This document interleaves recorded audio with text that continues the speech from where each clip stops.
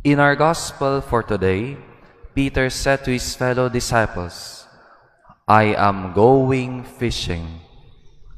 Kung tutuusin, nagparinig si Pedro sa mga kanyang kasamang disipulo. Pwede naman niyang gawin na hindi na kailangan paringgan sa mga kasama niya.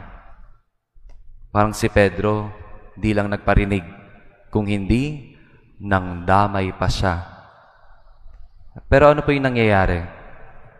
The disciples were going back again to their old way of life. Bumabalik na naman sila ulit sa nakagisnan nila. Jesus called them to be fishers of men. Now, they are returning for becoming fishermen. Pansin niyo po, wala silang nakuhang isda. And this is the reality. Going back to the old way is going back to a life of emptiness. Pero ang Diyos, kay buti, tinawag niya pa rin ang mga disipulo.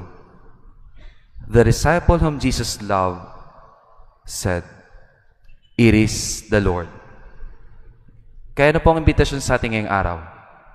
Mga kapatid, huwag ka nang bumalik sa dati mong nakagisnan, lalo na sa buhay na hindi mo kasama ang Diyos. Huwag ka nang bumalik sa buhay na wala ang Diyos. We move on and we move with God. Don't go back to the life of emptiness.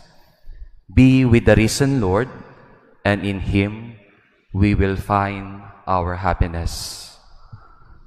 Now in silence we pray.